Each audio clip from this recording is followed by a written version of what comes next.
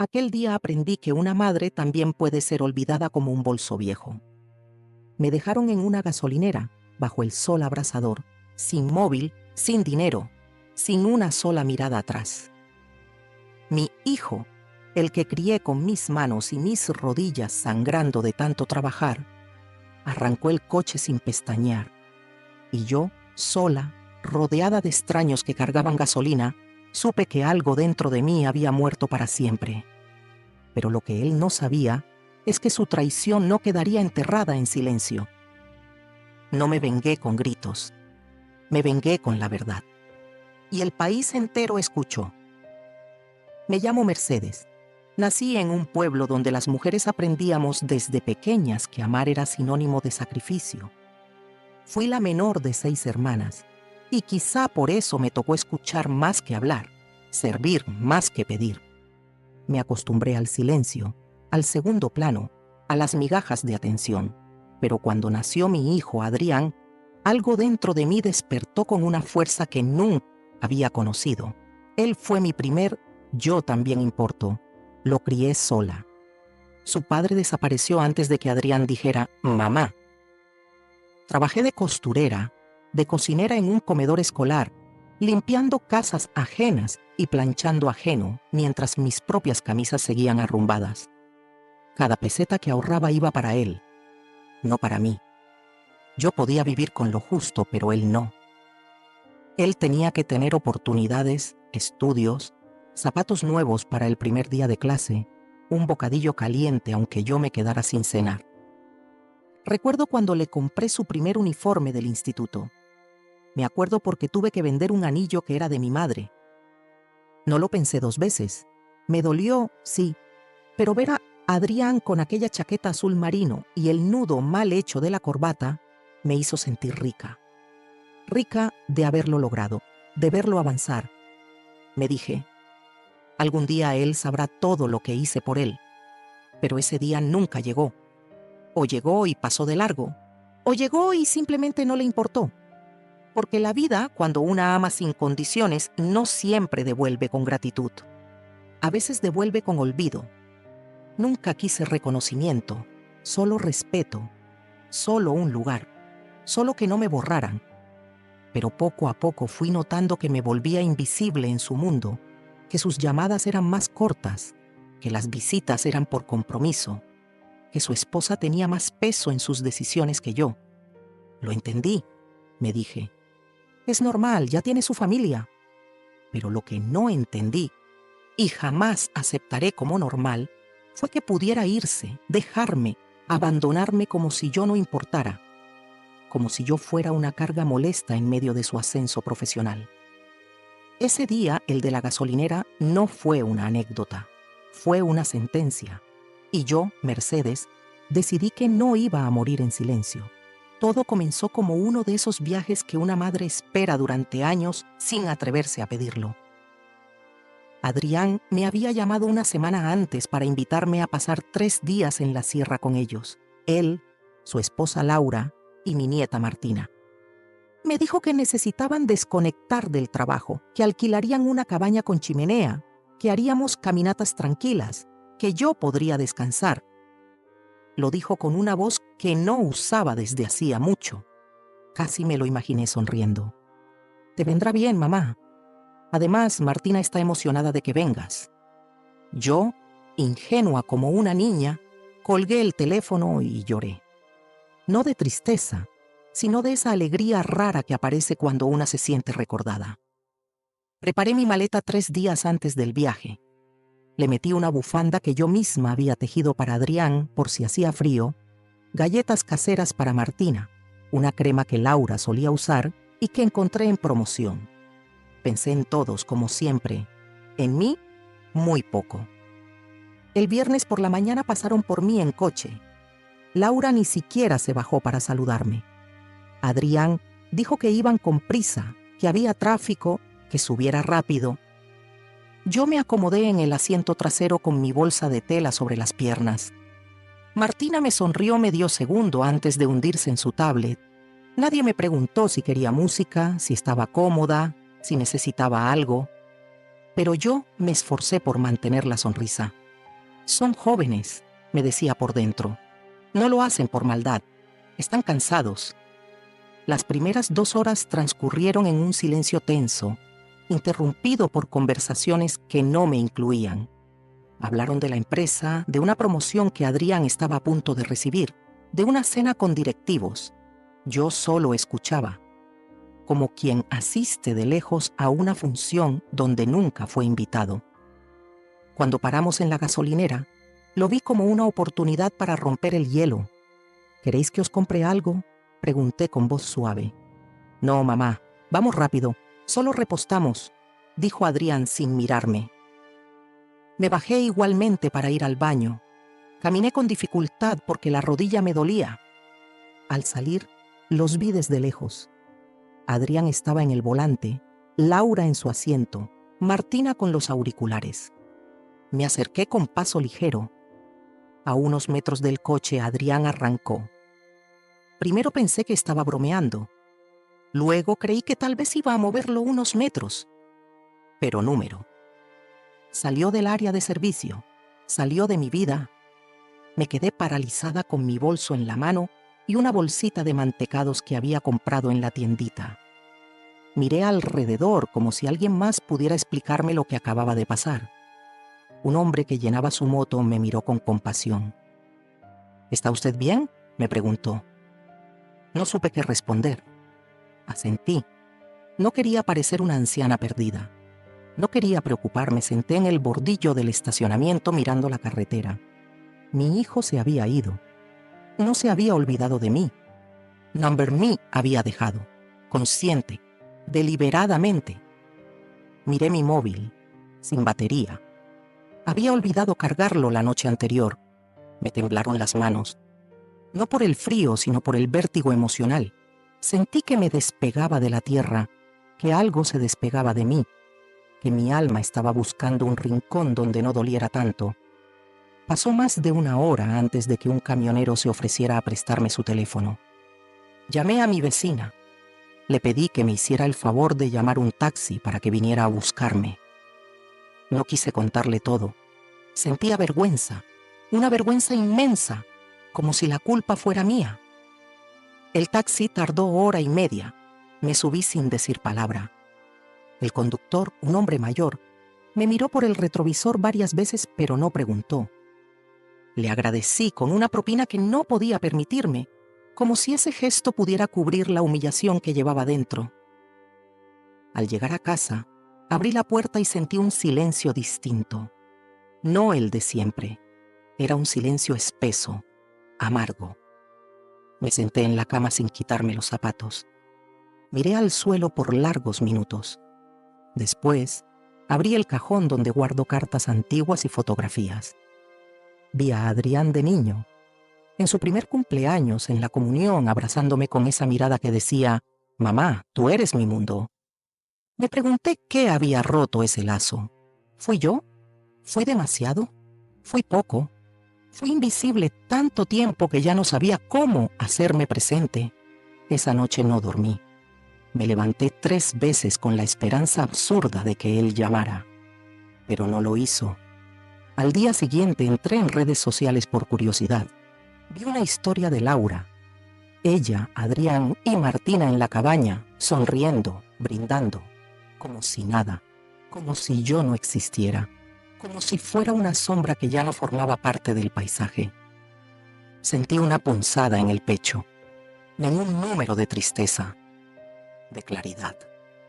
Y esa claridad fue como una lámpara que se encendía dentro de mí.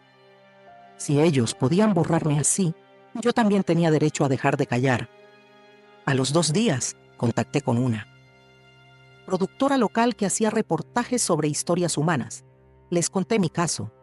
No es venganza, les dije. Es testimonio. Hay muchas madres como yo, que lo dieron todo y fueron olvidadas.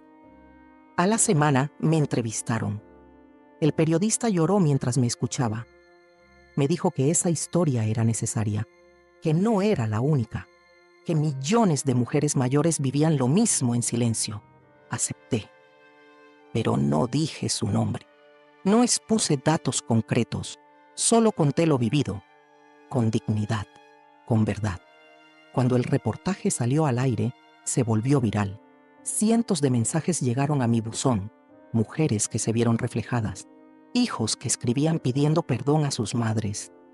Una ola de compasión, de reconocimiento, de justicia emocional.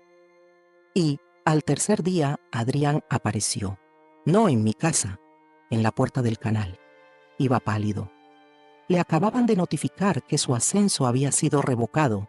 Alguien en la junta directiva había visto el reportaje. Lo reconoció. Supieron que se trataba de él. No por lo que yo dijera, sino porque quienes nos conocen sabían la verdad.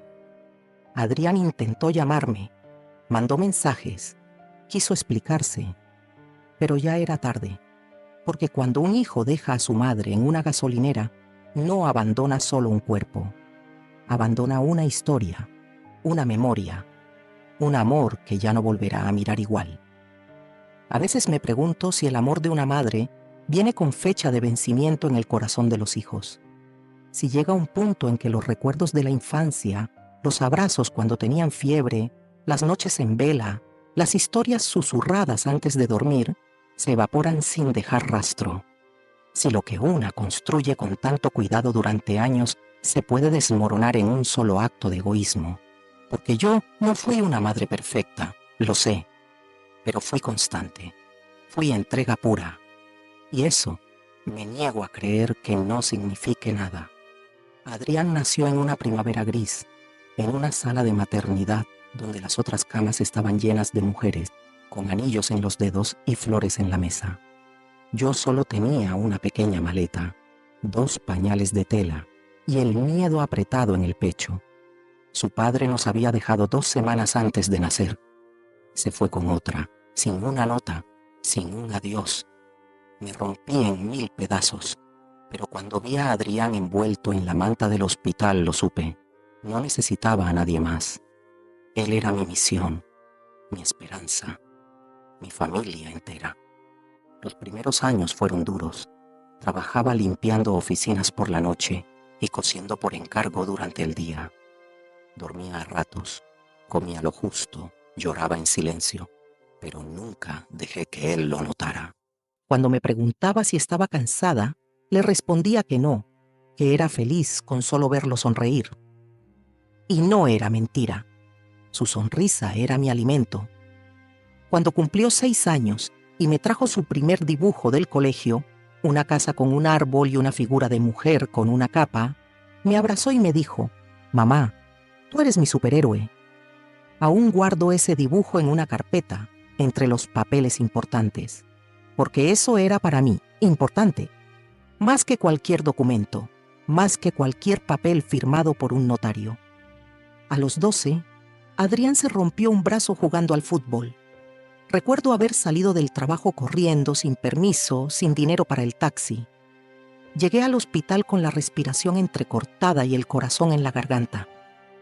Cuando lo vi acostado, adormilado por los calmantes, le tomé la mano y supe que haría cualquier cosa por protegerlo. Cualquier cosa, y lo hice. Le cubrí con mis alas incluso cuando ya tenía plumas propias. Fui a todas sus reuniones escolares, vendí dulces para financiar su excursión de fin de curso, pagué clases particulares cuando reprobó matemáticas, aunque eso significara dejar de comprarme medicinas. Cuando terminó el bachillerato, me pidió que le ayudara con la matrícula de la universidad. No lo dudé. Trabajé horas extra. Vendí unas joyas viejas de mi madre. Le preparaba bocadillos cada mañana, le lavaba la ropa, le dejaba notas de ánimo en su mochila. Nunca le faltó nada. O al menos eso intenté. Pero quizás le sobró comodidad. Quizás lo protegí tanto que no aprendió a valorar lo que tenía. Cuando conoció a Laura, sentí una mezcla de alegría y temor. Era una chica educada, inteligente pero distante. Nunca mostró interés en conocerme más allá de lo necesario. Cada vez que venían a casa, yo preparaba su plato favorito, ponía la mesa con esmero, encendía una vela para crear ambiente, pero ella siempre tenía prisa. Siempre miraba el reloj. Siempre hablaba en tono bajo con Adrián, como si lo que dijeran no pudiera compartirse conmigo. Poco a poco, él empezó a cambiar. Me llamaba menos, me visitaba menos. Sus cumpleaños dejaron de celebrarse en mi casa. Las navidades fueron compartidas y luego simplemente complicadas. Cuando nació Martina, creí que eso lo acercaría, que ver a su hija en mis brazos le recordaría lo que fuimos, y durante un tiempo breve lo hizo. Me pedía consejos, me mandaba fotos, me dejaba cuidarla un par de veces por semana. Pero luego, Laura volvió al trabajo y contrataron a una niñera. Yo quedé otra vez en la periferia. Recuerdo una tarde en particular. Fue el día del cumpleaños número 5 de Martina. Yo había preparado un pastel con forma de osito, como los que solía hacer para Adrián. Llegué a su casa con mi mejor vestido, el que usaba solo en ocasiones especiales. Toqué el timbre con ilusión. Laura abrió la puerta y sin invitarme a pasar dijo: «Mercedes, no te habíamos avisado, pero cambiamos los planes. Salimos con amigos. Lo sentimos. Fue algo de último momento». Vi por encima de su hombro el salón decorado, la mesa puesta, los globos inflados. Adrián estaba allí, sosteniendo a Martina. No me miró a los ojos, solo asintió con la cabeza. Yo me fui con el pastel en las manos. Caminé 4 cuadras sin rumbo. Luego lo dejé en un banco del parque. Vi cómo una señora mayor, sin techo, se lo llevaba. Me fui con el corazón roto, pero sin una palabra de reproche, porque ya había entendido que para ellos yo era una sombra molesta. Y sin embargo, seguí queriendo. Porque una madre no sabe cómo dejar de querer, hasta que la obligan, hasta que le arrancan el alma en una gasolinera bajo el sol, y entonces el amor se transforma, no en odio, en dignidad, en la necesidad de ser reconocida, no como víctima, sino como ser humano, como madre, como mujer que dio más de lo que tenía. Porque si algo me enseñaron todos esos años de sacrificio, es que el amor no debe doler siempre, que no se debe mendigar el cariño de un hijo, que hay que aprender a decir basta, incluso cuando te tiembla la voz, incluso cuando aún le guardas cariño. El silencio tiene un peso que nadie entiende hasta que lo lleva por dentro.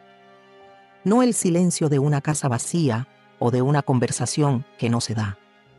Hablo del otro, el que se instala en el alma, el que no hace ruido, pero ocupa todo, el que aprieta el pecho y empaña la mirada sin una sola lágrima. Ese fue el silencio que empezó a habitar en mí después de la gasolinera. No exploté, no grité, no llamé, no fui detrás. Me convertí en piedra por fuera, pero por dentro me iba resquebrajando. A veces el dolor no necesita escándalo, solo necesita tiempo para filtrarse hasta los huesos. Esa semana no salí de casa, no cociné, no encendí la televisión, no hablé con nadie. Me limité a existir, como quien ocupa un rincón invisible del mundo. Me movía con lentitud, como si cada paso me recordara que ya no tenía a dónde ir. No porque no tuviera una casa, sino porque había perdido mi lugar en el mundo, ser madre. Porque cuando una madre es rechazada por el hijo que crió sola, no queda mucho más a lo que aferrarse. El amor que le tenía era tan grande, tan incondicional, que ni siquiera sabía cómo odiarlo. Lo que sentía era peor: indiferencia de su parte, olvido, borrado. Como si todo lo que construimos juntos hubiera sido una ficción mía, un espejismo que él nunca vivió igual. Me sentaba en la mesa del comedor con la taza de café enfrente y lo único que hacía era mirar por la ventana.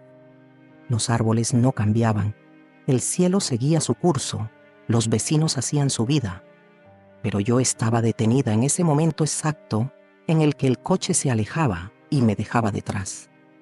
Volvía a verlo una y otra vez en mi cabeza.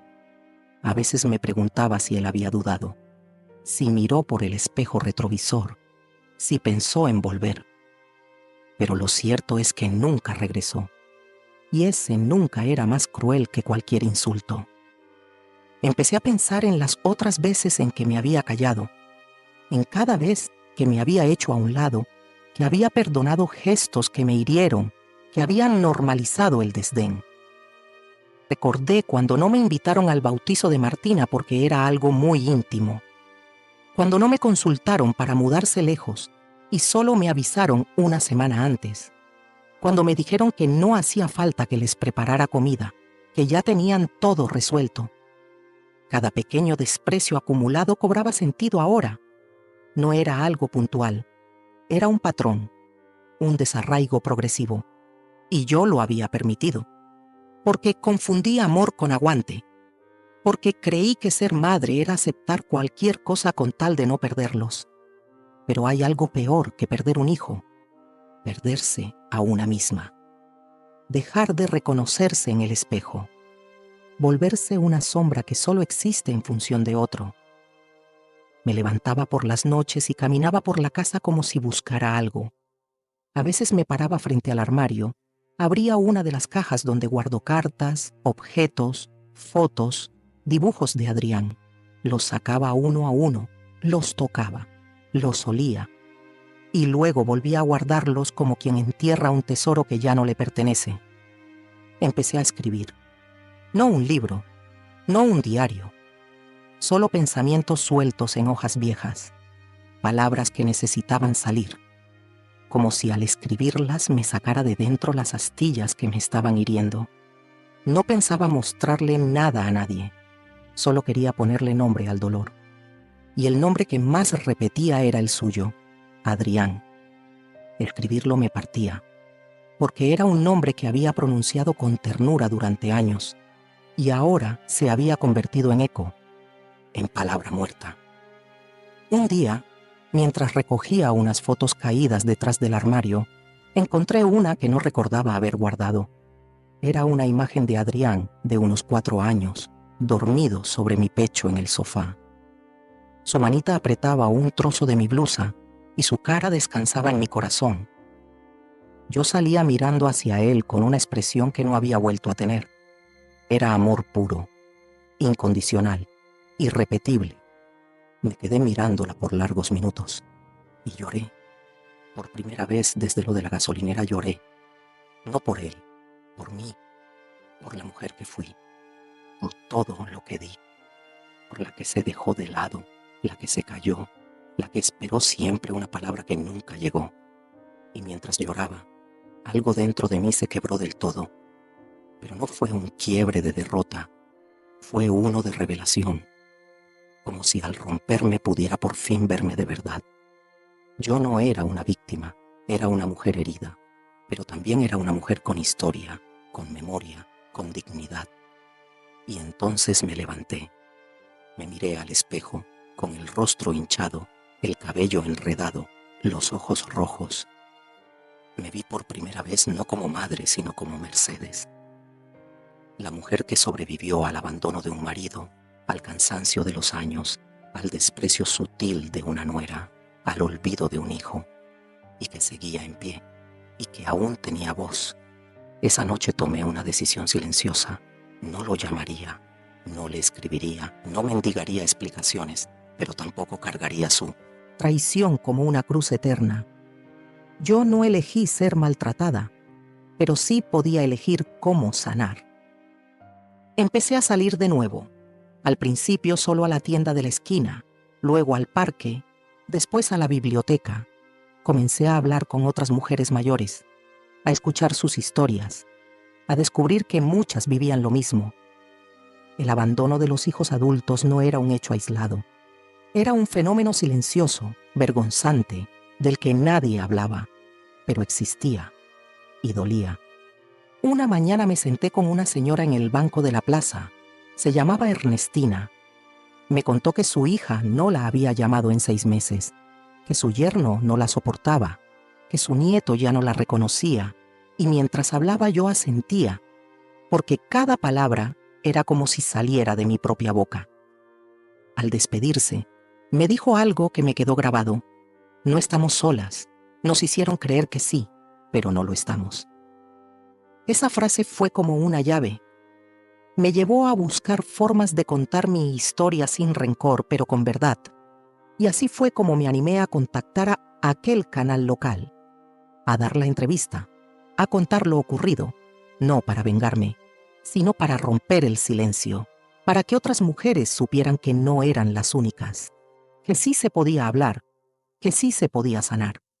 Pero antes de que eso ocurriera, antes de que mi rostro apareciera en televisión, hubo este momento, este quiebre silencioso, este punto sin retorno, esta noche en la que por fin entendí que el amor también necesita límites, que perdonar no significa permitir, que una madre también puede decir basta.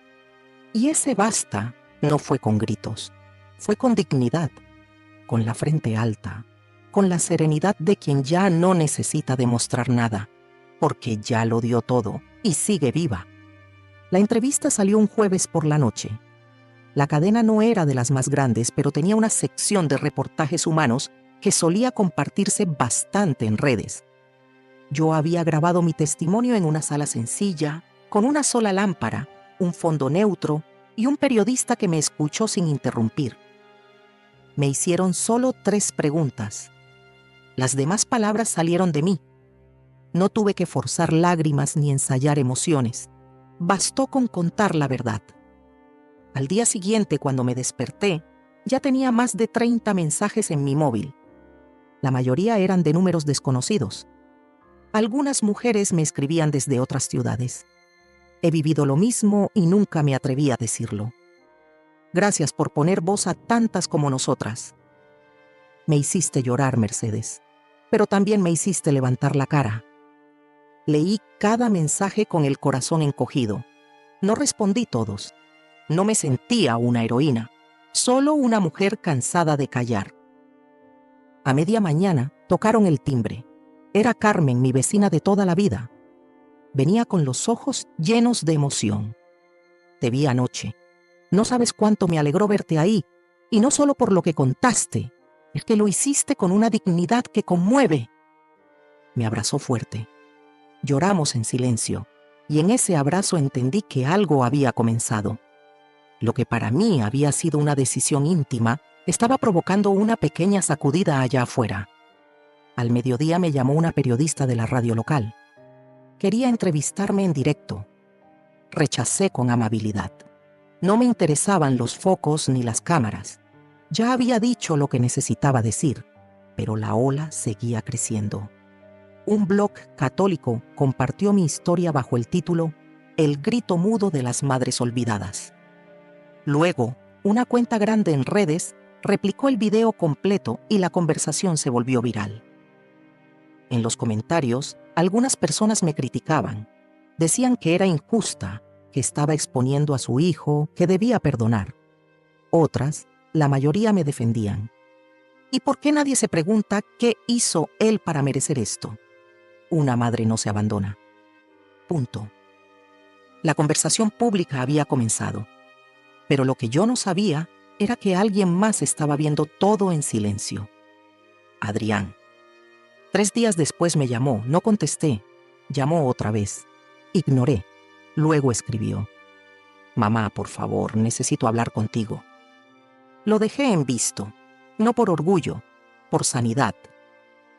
Al 4.º día supe por una amiga que trabajaba en recursos humanos de una empresa grande que Adrián había sido despedido. No por la entrevista en sí, sino porque uno de los directivos, que era hijo de madre soltera, se sintió profundamente tocado por el testimonio. Supo que era él. Reconoció los detalles y decidió que alguien capaz de abandonar a su madre de esa forma no podía representar a la empresa. No hubo juicio, no hubo escándalo, solo una llamada fría. Lo sentimos, tu contrato queda rescindido. Adrián lo vivió como un terremoto. Su esposa, Laura, me llamó furiosa. Gritó al teléfono, me acusó de arruinarles la vida. Me dijo que era una vieja rencorosa, que ahora, gracias a mí, su hija tendría que cambiar de escuela. ¿Eso es lo que querías? Me quedé en silencio. No colgué. No respondí. De alguna manera su grito fue como un reconocimiento. Habían escuchado. Se había sentido. Se habían visto reflejados. Y aunque no buscaba castigo, Lo que sucedía ahora era el reflejo exacto de lo que yo había vivido, el silencio como respuesta. Días después, recibí una carta, escrita a mano con letra temblorosa. Era de Adrián.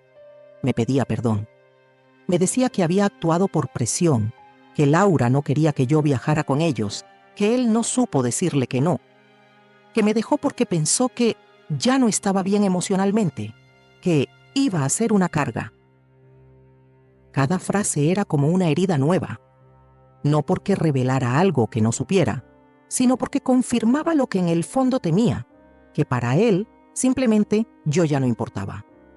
Al final de la carta, me suplicaba que lo llamara, que necesitaba mi ayuda, que sin su trabajo estaban en una situación difícil. Fue ahí donde todo cambió dentro de mí. No sentí placer, no sentí venganza, sentí claridad y una certeza profunda. Yo no estaba obligada a seguir manteniendo vínculos que me rompían. No era mi tarea salvarlos, era la suya recomponer lo que rompieron. Tomé el testamento que había escrito años atrás, ese donde Adrián era el único beneficiario de la casa que yo había comprado con tanto esfuerzo, y lo llevé a la notaría. Lo cambié. Decidí donar la vivienda a Monismo a una asociación de madres mayores en situación de abandono. Me dijeron que podía ser un proceso largo. No me importó. Tenía tiempo y tenía determinación. Avisé a mi abogado, avisé a la asociación y firmé con mano firme. El día que se oficializó, dormí en paz por primera vez en meses. A la semana, Adrián vino a casa. Tocó la puerta. Tenía los ojos hundidos, la ropa arrugada. ¿Podemos hablar, mamá? Le dije que sí, pero no dentro, en el portal. Nos sentamos en las escaleras. Me miró como cuando tenía 5 años, pero yo ya no era la misma. Le hablé con calma. Le dije que no lo odiaba, pero que tampoco lo necesitaba. Que mi vida no giraba más en torno a su aprobación, que yo había elegido cuidar de mí, y que si él quería reconstruir algo conmigo, no sería desde el chantaje, ni desde la culpa, ni desde la lástima. Tendría que nacer de la verdad, de su propia conciencia, no de mi dolor. Se quedó callado. No supo qué decir. Le toqué la mano, una sola vez, como quien cierra un ciclo. Luego me levanté y volví a mi casa. Dejé la puerta abierta, pero solo por dentro. Si él quería entrar de nuevo en mi vida, tendría que tocar más de una vez. Mientras tanto, yo había encontrado algo mucho más valioso que su arrepentimiento, mi paz. Después de aquella conversación con Adrián en las escaleras, pensé que las cosas entrarían en una calma lenta y predecible. No esperaba milagros. No esperaba que todo cambiara de la noche a la mañana. Lo único que anhelaba era silencio por fuera para poder escuchar mi paz por dentro. Pero no fue así. Lo que había comenzado como una decisión personal, romper el silencio, contar mi historia, reclamar dignidad, había sembrado una semilla en tierra fértil. Y esa semilla empezó a germinar de formas que no imaginé. A los pocos días, la presidenta de la Asociación de Mujeres Mayores a la que doné mi casa vino a visitarme. Se llamaba Berta. Tenía el pelo blanco como la harina y una voz suave que se sostenía con la fuerza de una vida atravesada por muchas tormentas. Me dijo que su organización había recibido más de 300 llamadas en las últimas 48 horas, todas de mujeres mayores, todas con historias similares, abandonadas, relegadas, olvidadas por sus propios hijos. Me contó que algunas incluso habían intentado quitarse la vida, que ver mi testimonio al aire las había hecho frenar, respirar, agarrarse a algo. Tú no solo contaste tu historia, Mercedes, me dijo, contaste la de todas. No supe qué decirle. Me quedé en silencio, esta vez un silencio distinto, no roto, sino pleno. Me ofrecieron dar una pequeña charla en un centro comunitario. Dudé. No soy oradora. Nunca lo fui, pero fui. Y cuando entré en aquella sala, y vi a más de 50 mujeres sentadas mirándome con esos ojos llenos de reconocimiento, comprendí que la herida compartida es también un puente. Hablé durante 20 minutos, con voz temblorosa. Les dije que no tenía recetas, ni respuestas, ni caminos perfectos. Solo tenía lo vivido, lo que me dolió, lo que decidí. Al terminar, una mujer se levantó. Se llamaba Amalia. Me abrazó tan fuerte que creí que me iba a romper los huesos. Me susurró al oído: gracias por no dejar que nos sintamos locas. Y entonces lo entendí todo. Lo que había hecho no era escándalo, era reparación. No solo para mí, para muchas. Mientras tanto, en el barrio, la gente empezó a mirarme distinto. Algunos con respeto, otros con incomodidad. En la tienda, la cajera, que nunca había intercambiado más de 2 frases conmigo, me dijo: ¿sabe? Mi madre vive sola. Después de verla a usted, la fui a visitar. La señora del segundo piso me dejó una planta en la puerta con una nota: gracias por su valentía. Pero no todo fue halago. Hubo también miradas esquivas, susurros a mis espaldas, vecinos que cruzaban la calle para no saludarme, como si hablar en voz alta del abandono materno los incomodara, como si mi dolor expuesto revelara verdades que ellos no querían enfrentar. Un domingo, mientras caminaba hacia la iglesia, un hombre que reconocí vagamente, creo que era el cuñado de un antiguo amigo de Adrián, se me acercó. Me dijo en tono seco: no todo se cuenta en televisión. Hay cosas que se resuelven en familia. Le sostuve la mirada. No respondí. ¿Qué iba a explicarle a alguien que nunca había vivido el peso de la invisibilidad? Seguí caminando, sin apurar el paso, sin agachar la cabeza. Pero la reacción más inesperada vino de Laura. Una tarde apareció frente a mi puerta. No tocó, no habló, solo dejó una caja. Cuando la abrí, encontré dentro algunos objetos personales que alguna vez le había regalado. Una bufanda tejida para el invierno, una foto mía con Martina enmarcada, una tarjeta de cumpleaños que ella nunca me entregó. Abajo, una nota escrita con letra rápida: no estoy lista para perdonarte, pero ya no puedo negar lo que hiciste por todos, lo que fuiste, lo que soy gracias a ti. Me quedé mirando la caja por horas. No sabía si era un cierre o una puerta entreabierta, pero tampoco me importaba, porque ya no necesitaba su aprobación. Me bastaba con saber que al menos había comenzado a ver. En medio de todo eso, sucedió algo que me desarmó por completo.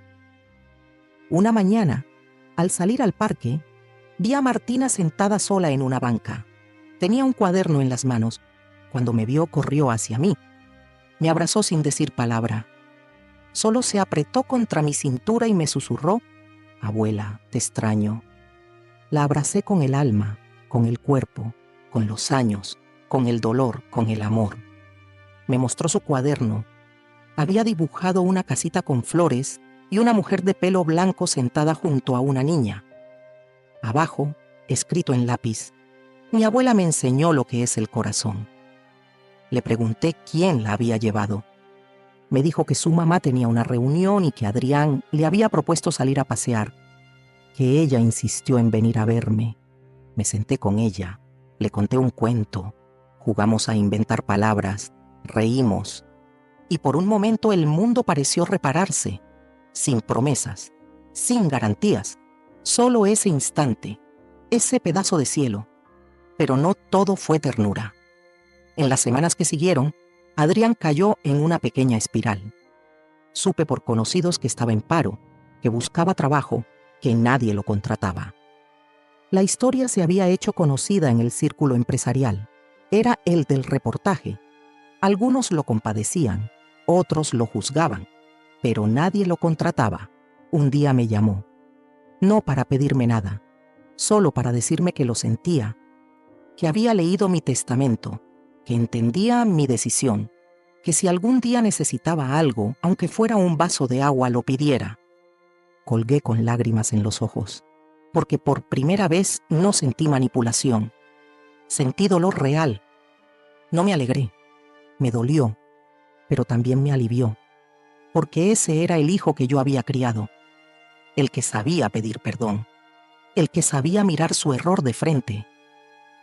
En ese momento entendí que las reacciones no siempre son inmediatas, que el alma humana tarda en despertar, que a veces una verdad sembrada con firmeza germina en silencio, no como venganza, como justicia, la verdadera. Esa que no necesita aplausos ni castigos, solo luz.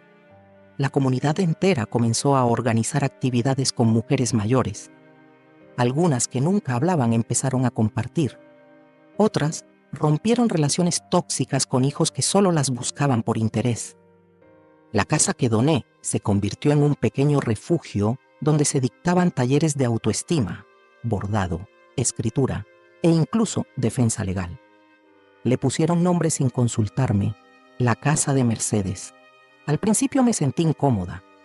No hice nada para buscar reconocimiento, pero luego entendí que no era un homenaje a mí, era un faro, una señal de que era posible decir hasta aquí, que una madre también tiene derecho a poner límites, un derecho que había tardado toda una vida en reclamar. Con el tiempo incluso mi hermana, con la que apenas hablaba, me llamó. Me dijo que se sentía culpable, que nunca me había preguntado realmente cómo me iba, que siempre pensó que yo era la fuerte y que ahora entendía que ser fuerte no es no sentir, es no rendirse. Me ofreció ayudar con los talleres. Empezamos a vernos una vez por semana, a reencontrarnos, no como antes, mejor, con menos exigencias, con más verdad. También hubo quien intentó ensuciar lo que estaba pasando. Un canal de televisión sensacionalista quiso entrevistarme para confrontarme con Adrián en vivo. Me negué. No iba a convertir mi dolor en espectáculo. Otros medios quisieron usar la historia para hablar de conflictos generacionales. Yo insistí en una sola cosa. Esto no es una pelea entre edades. Es un llamado a mirar el corazón, a recordar, a cuidar. Un día un joven se acercó en la plaza. Tendría unos 25 años, me dijo. Después de verla llamé a mi madre. No hablábamos desde hacía 6 años, no sé si me va a perdonar, pero al menos ya no quiero vivir como si ella no existiera. Y me sonrió, y se fue, y lloré. No por él, por ella, por esa madre que en algún rincón recibiría una llamada que creía perdida. Y ese fue el verdadero regalo de todo esto. No la exposición, no la casa donada, no los reconocimientos, sino cada reconciliación anónima que brotó como flor en invierno, cada abrazo postergado, cada perdón que empezó a buscar camino. Porque si algo aprendí en este proceso es que el amor no muere, se esconde, se cansa, se disfraza, pero cuando se le da espacio, vuelve. Y cuando se le pone límite se transforma en respeto. Hoy, cuando camino por las mismas calles de siempre, ya no me siento invisible. No porque todos me vean, sino porque yo aprendí a verme.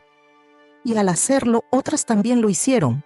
Lo que vino después ya no fue escándalo, fue siembra, fue eco, fue esperanza. Y aún lo sigue siendo. No recuerdo el día exacto en que empecé a sonreír sin que me doliera. Tampoco el momento preciso en que me sentí libre, no por estar sola, sino por haberme soltado. La reconstrucción no fue un acto heroico, ni una epifanía repentina. Fue un camino. Un hilo fino que comencé a recoger desde dentro, como quien cose una tela que alguien más rasgó. Al principio fue difícil. Estaba tan acostumbrada a vivir para otros, que tomar decisiones por y para mí se sentía como una traición. Decidir qué comer, qué leer, a quién ver y a quién no responder. Todo eso era nuevo, pero comencé a hacerlo. Y con cada pequeño gesto, algo dentro de mí se afirmaba. Me levantaba más temprano, no para preparar el desayuno de nadie, sino para sentarme a ver el amanecer con una taza de café caliente entre las manos. Aprendí a disfrutar de mi propia compañía. Volví a leer novelas que tenía olvidadas. Retomé el bordado y me uní a un grupo de mujeres mayores que hacían caminatas suaves por el río los jueves por la mañana. Me descubrí riendo, sin razón, solo porque el sol me daba en la cara o porque una señora contaba una anécdota absurda. En esos momentos me sentía más viva que en años. Comencé también a escribir con más seriedad. No solo pensamientos sueltos, sino relatos. Algunos eran recuerdos disfrazados de ficción. Otros eran simples cartas que nunca enviaría. Pero escribir me hacía bien. Me devolvía la voz. Me hacía sentir que mi historia importaba, aunque nadie más la leyera. Un día, sin planearlo, llevé un par de esos textos al taller de lectura del Centro Cultural. Las otras mujeres me pidieron que leyera en voz alta. Dudé. Me temblaban las manos, pero lo hice. Y al terminar, una de ellas se acercó con los ojos brillantes y me dijo: «Esto no es solo tuyo, esto es de todas». Y entendí que, al poner en palabras lo vivido, ayudaba a otras a reconocerse.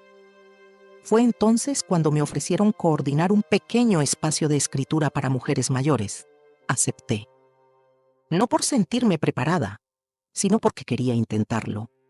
Y en cada sesión, al ver cómo cada una empezaba a sacar de sí pedacitos de vida, guardados por años, sentía que algo se reconstruía también en mí.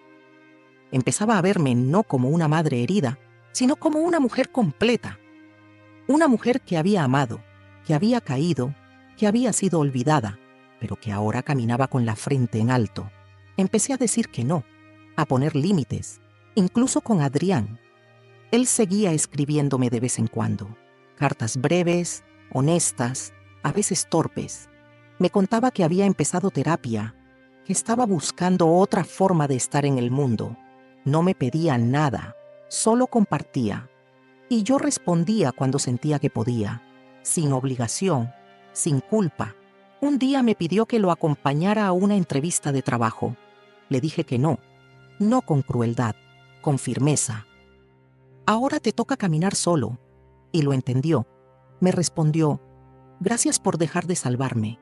Es lo mejor que podrías hacer por mí». Ese día lloré, porque supe que lo había soltado, de verdad. No por resentimiento, sino por amor sano.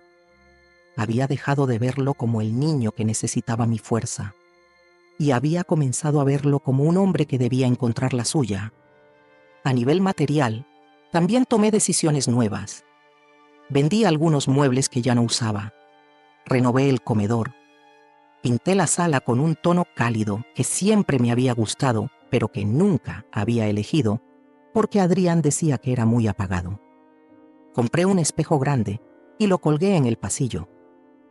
Cada vez que paso frente a él, me miro y me saludo. No con vanidad, con reconocimiento. Me corté el cabello. No mucho. Solo lo suficiente para sentir que algo cambiaba. Empecé a usar colores que me daban alegría, incluso si no combinaban. A veces salía con un pañuelo rojo y una falda floreada solo porque me hacían sentir viva, y nadie me decía nada, porque ya no necesitaba aprobación. Comencé a frecuentar a mi hermana con más frecuencia. Nos reíamos mucho. Cocinábamos juntas. A veces solo nos sentábamos en silencio, escuchando música vieja, cantando trozos de canciones que conocíamos desde niñas. Esa sororidad me hizo bien. Sanó partes de mi infancia que ni sabía que estaban rotas. También volví a hablar con algunas vecinas con las que antes solo intercambiaba saludos. Descubrí historias increíbles, dolores ocultos, pero sobre todo una red de mujeres que, como yo, habían sostenido el mundo desde el anonimato. Y por fin estaban listas para hablar, para ocupar lugar, para no pedir permiso. Una tarde, mientras organizábamos un pequeño encuentro en la casa de Mercedes, se me acercó una joven de unos 30 años. Me dijo que su madre había muerto sola, sin que ella pudiera reconciliarse. Ojalá la hubiera escuchado antes. Gracias por enseñarme a mirar antes de que sea tarde. Le tomé las manos y le dije: «Cada, Día es tiempo de empezar. El amor también se aprende. Empezamos a recibir cartas de otras ciudades, mujeres que pedían abrir espacios similares, coordinamos talleres, enviamos materiales, armamos un pequeño grupo de voluntarias. Yo no era la líder, pero era parte. Y eso me bastaba. Ser parte, estar viva, sentir propósito. Martina venía a visitarme algunos sábados. Jugábamos, cocinábamos, hacíamos manualidades. Me contaba cosas de su escuela, de su vida, de sus preguntas. Y aunque Laura seguía distante, al menos ya no se oponía. Me bastaba. Una vez Martina me preguntó, ¿por qué a veces te pones triste cuando me abrazas? Le respondí con la verdad, porque hubo un tiempo en que pensé que no volvería a tenerte cerca, pero ya pasó. Ahora estás aquí. Me abrazó fuerte. Me dijo, yo no me voy a olvidar de ti nunca. Y algo en mí se selló, como si la vida me dijera, aún hay tiempo, aún hay amor, y es real. No todo era perfecto. Había días en que el pasado regresaba, días en que me dolía ver a madres jóvenes con sus hijos y preguntarme en qué momento se rompió todo. Pero ya no era un dolor paralizante, era una memoria, una cicatriz, algo que está, pero no manda.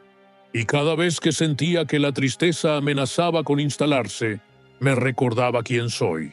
Me decía en voz baja, Mercedes, ya no eres la mujer que fue abandonada, eres la que decidió no abandonarse. Volví a celebrar mi cumpleaños, por primera vez en años. Preparé una comida sencilla. Vinieron mis hermanas, algunas vecinas, 2 mujeres del taller de escritura y Martina. Me regalaron flores, un cuaderno nuevo, una bufanda.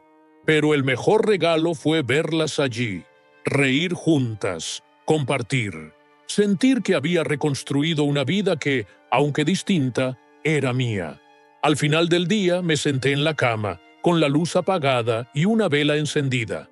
Cerré los ojos y di gracias, no por lo que sufrí, sino por lo que descubrí en medio del dolor, que aún era posible amarme, aún era posible vivir, aún era posible comenzar de nuevo, porque no hay edad para recuperar la dignidad, ni tiempo perdido que no pueda transformarse en camino. Hoy, cuando me preguntan qué soy, ya no respondo madre de Adrián.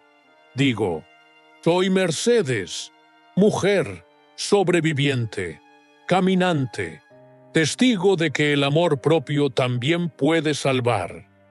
He llegado a una etapa en la vida donde ya no necesito correr. No tengo prisa por demostrar nada, ni por convencer a nadie de quién fui, ni de lo que hice. He dejado atrás esa ansiedad que me empujaba a agradar, a ceder, a quedarme callada para no incomodar. Hoy camino despacio, pero con paso firme, y en cada paso siento que soy más yo que nunca. A veces me siento como esas casas viejas que después de una tormenta siguen en pie, no porque sean indestructibles, sino porque están hechas con cimientos verdaderos. El dolor me atravesó, sí, pero no me derrumbó. Me partió en partes, me obligó a mirarme, a reconstruirme sin disfraces. Y eso, aunque no lo desee para nadie, ha sido el mayor regalo que la vida me ha dado.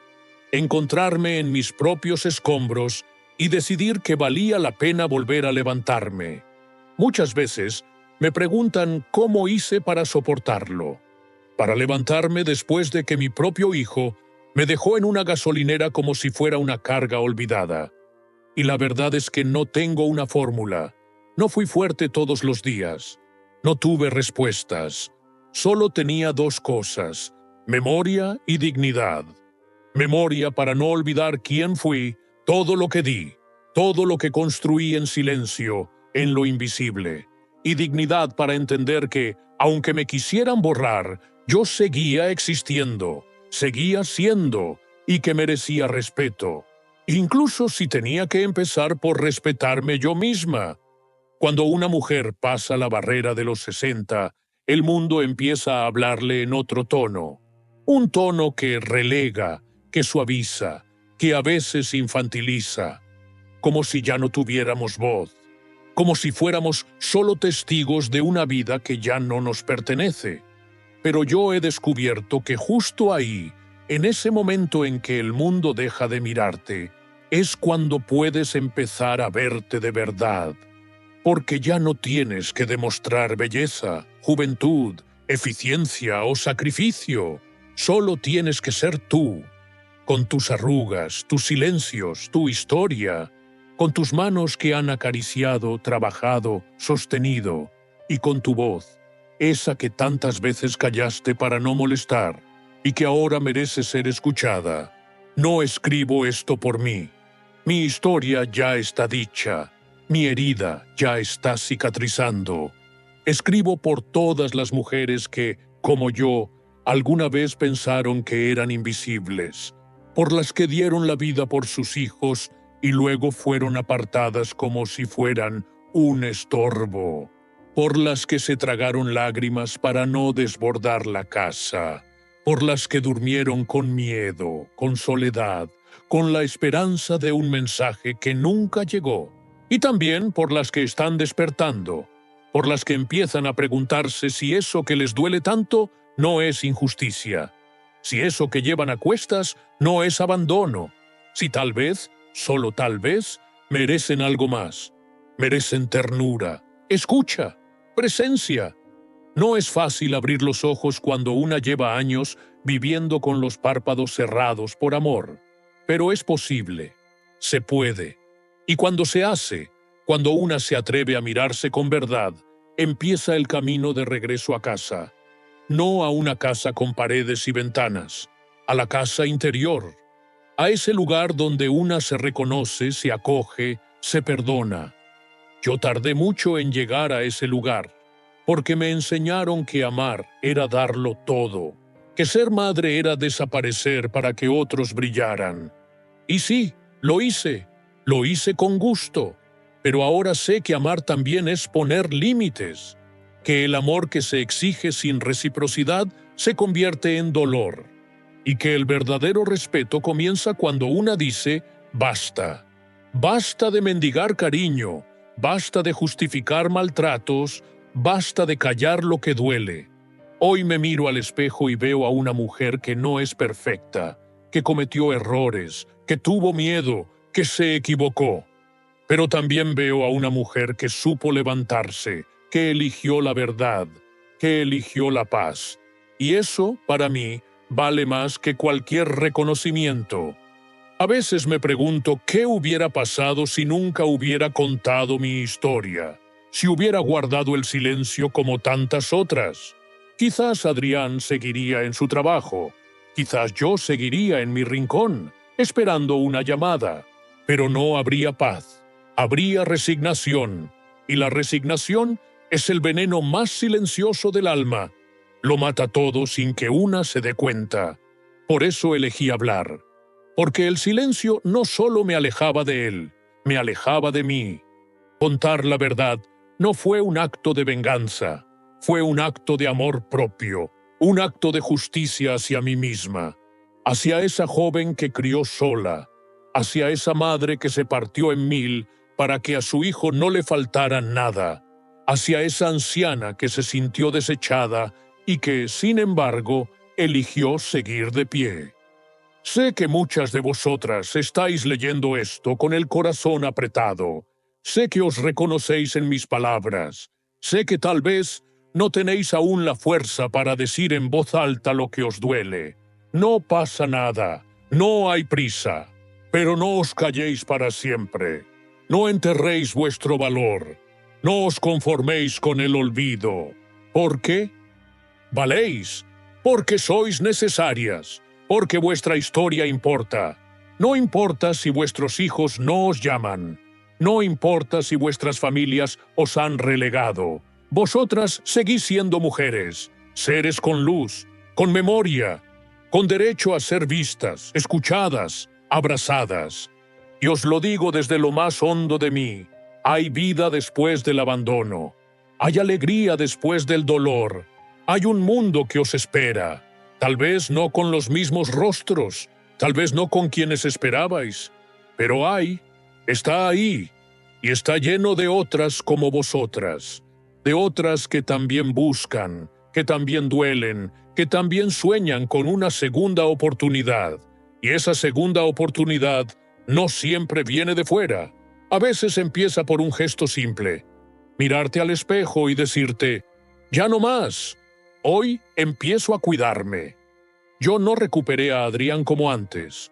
Nuestra relación es otra, más distante, más cautelosa, pero también más verdadera, porque ya no se basa en la obligación ni en la culpa. Se basa en el respeto, en la conciencia, en la elección de mirarnos sin máscaras. Y eso, aunque distinto, también es amor. Un amor más maduro. Un amor que ya no necesita gritos ni lágrimas, solo verdad. Y si eso no es posible, también está bien. Porque aprendí que la paz interior vale más que cualquier vínculo mantenido por miedo. Hoy, cuando veo a Martina correr por el parque, cuando escucho a otras mujeres compartir sus historias, cuando recibo cartas de lugares que no conozco, entiendo que lo que empezó como una humillación terminó siendo una semilla que cayó en tierra herida, pero fértil. Y esa semilla no solo germinó en mí, germinó en muchas y sigue creciendo, porque la verdad, cuando se dice desde el alma, no necesita gritar, solo necesita ser dicha. Y esa verdad, hermanas, es esta. Nosotras también importamos, siempre hemos importado, solo que ahora lo sabemos, ahora lo recordamos, y ya no lo vamos a olvidar. Yo soy Mercedes, fui hija, fui madre, fui invisible. Hoy soy mujer, entera, presente y en paz. Gracias por leerme, gracias por acompañarme en este camino. Y si alguna vez os sentís solas, recordad esto, somos muchas y estamos despertando, una a una, sin hacer ruido, pero con una fuerza que ya nadie podrá volver a callar.